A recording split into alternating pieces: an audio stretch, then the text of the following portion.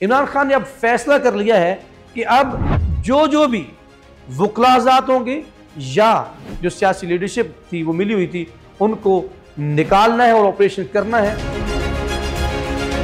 नाज़रीन, पाकिस्तान तहरीक इंसाफ के अंदर इमरान खान ने जो अब स्ट्रेटजी का फैसला किया, उसके बाद जो हाईजैक किए हुए लोग थे वो कौन कौन लोग थे और किस किस का जो चेहरा है वो सामने आ चुका है, अयां हो चुका है, बेनकाब हो चुका है, ये बात भी करेंगे। और अब पाकिस्तान तहरीक इंसाफ जो है वो हकीकी आज़ादी हासिल करने जा रही है। कौन से ऐसे लोग थे जिन्होंने हाईजैक किया और अब कौन से चेहरे बेनकाब हुए और कौन से नए नए लोग जो हैं वो इसमें वापस आना शुरू हो गए हैं और इमरान खान ने उनको वापस लेने का फैसला किया है, ये बात भी। और इसके साथ साथ अलीमा खान से जो मुलाकात हुई है उस मुलाकात की हकीकी कहानी क्या है वो भी आपके साथ शेयर करेंगे। लेकिन इन तमाम खबरों की तफसीलात में जाने से पहले आपसे इल्तमास है कि अगर आपने हमारे YouTube चैनल को सब्सक्राइब नहीं किया तो आप सब्सक्राइब कर लीजिए। ये आपका अपना चैनल है ताकि हमारी आने वाली हर खबर आप तक बर वक्त पहुँच सके।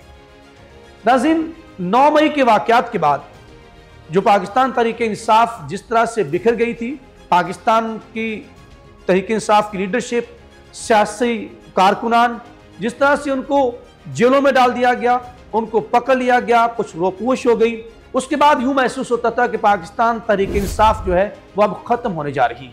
तो ऐसे में सवाल ये पैदा होता था कि ये लोग किन लोगों के हवाले की गई।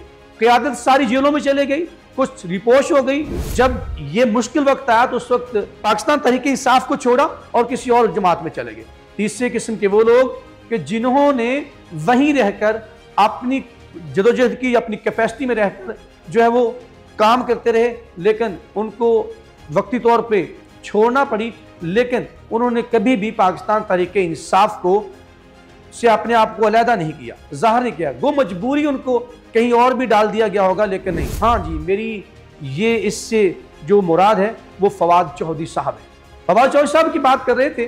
फवाद चौधरी साहब ने वक्ती तौर पर उनके ऊपर बहुत सी इल्ज़ामात भी आए, पार्टी के अंदर से पाकिस्तान तहरीक इंसाफ के उनके खिलाफ प्रोपेगेंडे भी किए गए, उनको गद्दार तक भी कहा गया, उनको इस्टेब्लिशमेंट का मोहरा भी कहा गया, लेकिन इसके बावजूद भी उनको फिर एक ज़बरदस्ती जो है वो एक जमात के अंदर जो है वो दाखिल करने की कोशिश भी की गई।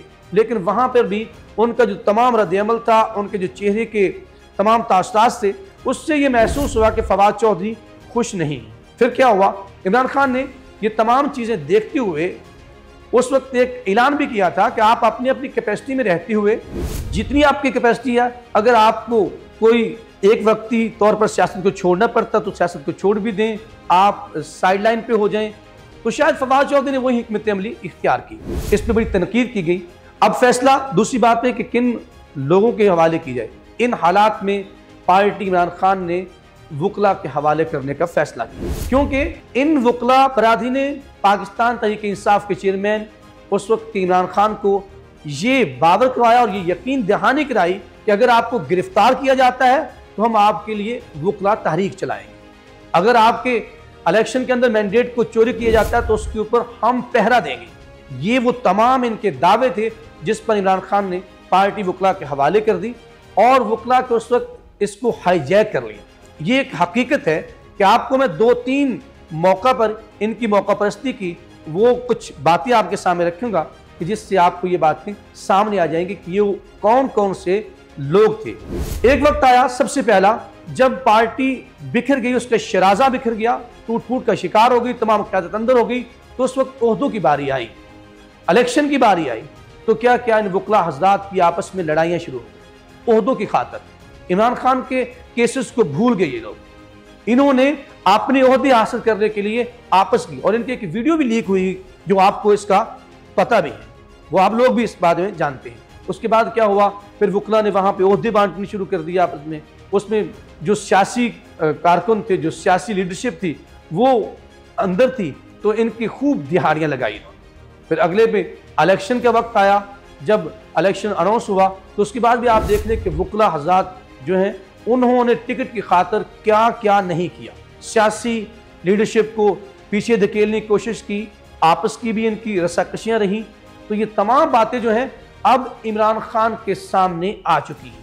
इमरान खान ने अब फैसला कर लिया है कि अब जो भी वकलाजात होंगे या सियासी कारकुन होंगे जो इनके साथ मिले हुए थे, जो सियासी लीडरशिप थी वो मिली हुई थी, उनको निकालना है और ऑपरेशन करना है, जो मर्जी हो जाए। और ये बात आप जानते हैं कि इमरान खान की ज़िंदगी की तारीख है, उसकी ज़िंदगी का एक हिस्सा रही है कि जब वो कोई फैसला कर लेते हैं तो वो कर छोड़ते हैं। 92 वर्ल्ड कप की एक बड़ी मिसाल इंज़मामुल हक को अकेले लेके बैठ जाना कि आप 9 खिलाड़ियों को मुंतखब कर लें लेकिन इंज़मामुल हक खेलेंगे।